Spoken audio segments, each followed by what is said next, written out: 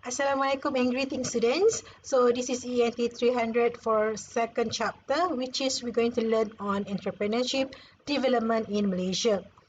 So in this particular chapter, we're going to discuss the historical and also policy perspective of entrepreneurial development in Malaysia, and these are the objective of this chapter, which are to first introduce the students on the development of entrepreneurship in Malaysia and the various government support and incentive for entrepreneurial activities.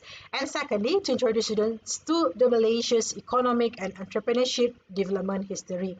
Okay, so I'm not going to touch for every slide of this particular chapter because it is just like when you read a history book. Okay, so I'm expecting all of you to actually go through and also read further on this particular subject. But what is important is that on the learning outcome, which at the end of this chapter, you should be able to gain a better understanding of the historical perspective of entrepreneurial development in Malaysia, and then appreciate and also analyze past and present Malaysian government policies, right? And then these are the list topics that we're going to learn. Of course, you will see a lot more on something to do with the economy development because, yes, entrepreneurship is very much contributes to the economy of a nation, like I mentioned in first chapter. Okay, so we're going to look in terms of what or Malaysian progress, okay, after the independence, and then the NEP, the new economic policy, and then the NDP, the National Development Plan, the NVP, which is the National Vision Policy, NEM, the new economic model, and of course, we're going to look at the entrepreneurship in higher education, like what you are having today. Okay. So the historical perspective and also the rationale of various government policies on development of entrepreneurship in Malaysia is necessary requisite for Malaysians to understand the country's economic history and social challenges. Okay, and so as it is to enable them to contribute towards building the nation. That's why entrepreneurship is being embedded in all the programs, regardless whether you are science students or technology students, engineering students, or even an accounting student. You should be able to actually understand how important is this entrepreneurship towards building a nation, because without a strong economy, a country or an organization itself will not be able to survive. Okay, so as you know, Malaysia achieved independence from British in 1957, and then after that, Malaysia made impressive progress in social and economic development. Okay, of course, in 1963, Malaya by that time has formed Malaysia, and that is when Sabah and Sarawak also worked together, making Malaysia, okay, or Malaysia by that time, a strong country. Okay, which of course you have different ethnic groups in the Malaysia society, and it is not something that they wanted to what they call it use as one of the diversity or diverting all those ethnic diversity towards an economic development to Malaysia. Okay, so the Bumiputera, okay, which refer to the indigenous people of Malaysia, that includes of all these ethnics, okay, have been left far behind in terms of their economic fortune and their participation in the modern sector of the economy, okay, compared to, of course, the Chinese and also Indian. So that's why you will see, even until today, you will see a lot of Chinese people as well as Indians venturing into businesses, unlike the Bumiputera people, okay. And this subservient nature of the Bumiputera economic position, despite the country's independence, has created some dissatisfaction among the Bumiputera themselves, and it has sowed the seed of the distrust and discontentment in their relationship with the non-Bumiputera, especially those Chinese people. So last time they can be very racist and also very racist typically, okay, whereby they will see that all those Chinese are getting richer while the Bumiputeras are actually being left behind, because last time before independence, the Chinese are actually encouraged to do businesses, okay, while the Bumiputera are only asked to do all these agricultural activities and also, of course, working in the government sector. But that has changed. Okay, that has changed. Well, what happened after the independence is that not long after Malaysia general election, okay, a racial clash that happened, which you know the May 13 incident, okay, that has been an eye-opener for many people regarding the fragility of Malaysia's pluralistic society. So recognizing again this thing, the problem, then there was this urgent need for the government to help, okay, to address this particular problem through the National Operation Council introducing what they call this new economic policy. Okay, until today we have all those our new economic policy lah, right? And it started in 1971 as an ambitious national blueprint for Malaysia's socio-economic development, which government realized that poverty and racial economic imbalances were the root causes of the unhappiness that had precipitated in 1969. Okay, so what happens is that to redress this and endanger the unity, the national ideology or this our Rukun Negara has been introduced in 1970 by the newly established Department of National Unity. So from there, then they have this what they call common value system that would transcend existing ethnic, cultural, and socio-economic differences.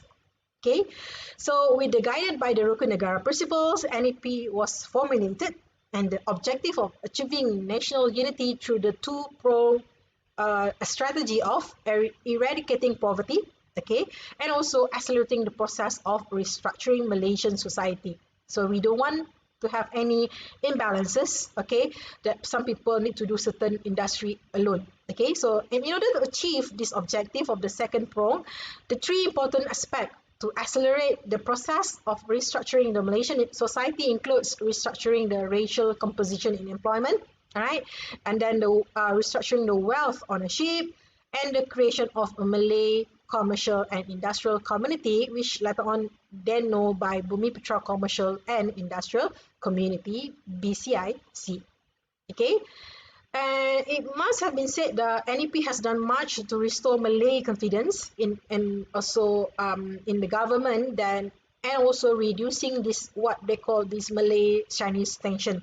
Okay, because last time it was like a total rival lah, it's like that. Okay, and for the non-Malays though, they will see the policy as discriminatory against their economic welfare. However, this cannot be true because by 1990, the non-Malay equity ownership of the corporate sector has increased, okay, to 46.2%, exceeding the 40% target for them that was set previously. Alright, and for the non-Malay, particularly the Chinese, they have also benefited from the poverty eradication.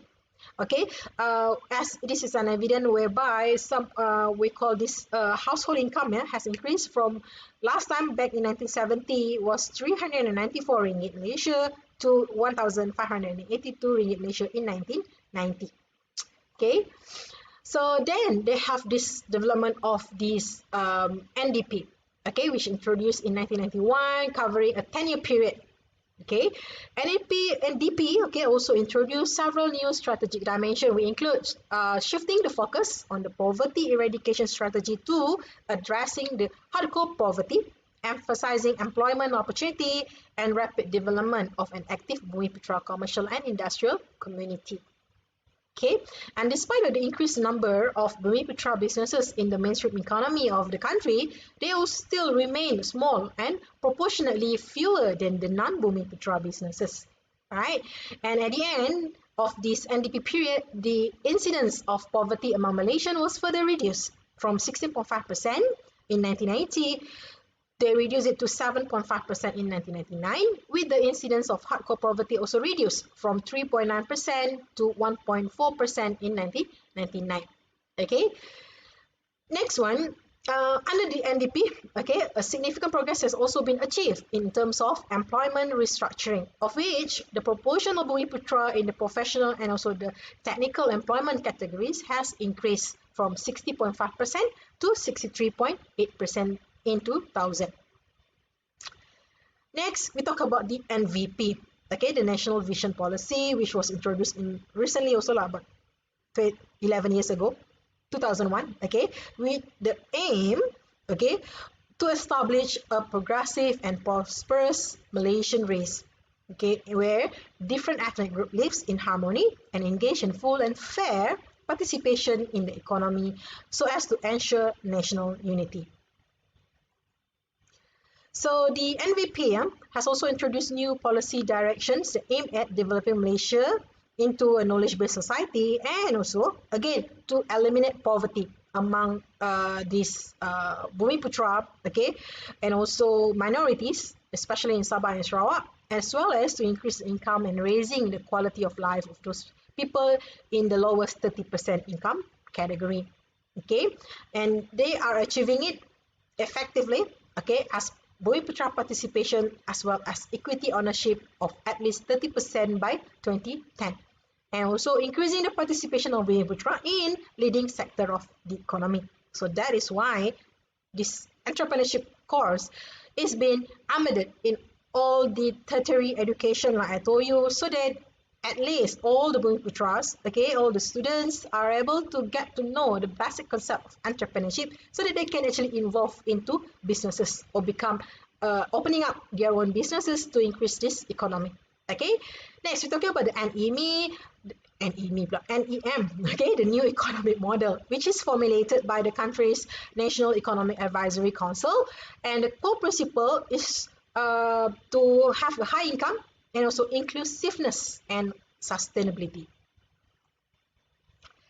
So the aim, okay, in this particular NEM, aims are for Malaysian, okay, to be developed nation by the year 2020, whose population enjoys high quality of life with a high level of income, resulting from this economic growth that is both inclusive and sustainable.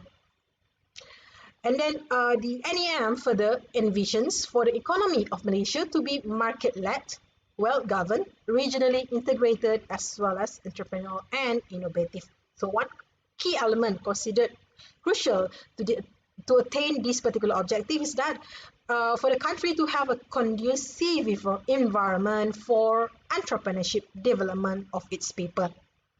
Okay, so as such, the Malaysian government, through its various ministries and agency, has stepped up. Okay, so they also have this dedicated fund for the SMEs. All right, what is SMEs? SMEs are small and medium enterprises. Okay, they also have this provision of support facilities such as incubators, okay, advisory services, as well as training, and also special programs and funding for young entrepreneurs like you. Okay, and Malaysia government is committed to foster and facilitate an environment that is conducive in this, right? So that's why the Minister of Higher Education recognizes the need to encourage more entrepreneurial culture, okay, as well as to develop graduates who are with having these entrepreneurial competencies, entrepreneurial skills, okay, in their thinking, possessing a range of essential skills and attributes to make a meaningful and productive contribution to the real world, okay, whether in employment or being entrepreneurs themselves. Right? So this outlined in Shift 1 of Malaysia Education Blueprint, okay, which to produce holistic, entrepreneurial and balanced graduates. Right? So that's when the ministry has introduced this entrepreneurship action plan of higher education institutions, okay, as an effort to enhance and also strengthen the implementation of entrepreneurship education and to shift the mindset of Malaysian young generation from being a job seeker to becoming a job creator. Okay, so you don't want to have a mindset that think that once I graduated, I need to find a job. Instead, you come to your mind that after I graduated, I want to become an entrepreneur. I want to have my own business so that you can become a job creator. All right, so in summary, the journey of incorporating this entrepreneurship element into Malaysian development policy is unique, okay, and it has uses many avenues, including education, okay, and in facing the economic uncertainties and volatility, Malaysia must turn to entrepreneurship as the key to move forward, okay, speed up economic growth, drive job creation, and also pursue new sources of economic and social development. All right, so I know it's quite short and also very fast that I explain to you, because all of this will be very, very how to say, you're going to be bored if I were to read everything slowly. Okay, so it is good that if you can actually go through this and find, of course you can Google the NEP, okay, on how government has changed, okay, wanted to change, okay, of course they wanted to change, and of course now they can see a lot of results, yeah, from the changes that they have made and all the policies that they have implemented to make Malaysia a better nation, especially in enhancing and also strengthening the economy of our country. Okay, so I'll see you in next video for our chapter 3.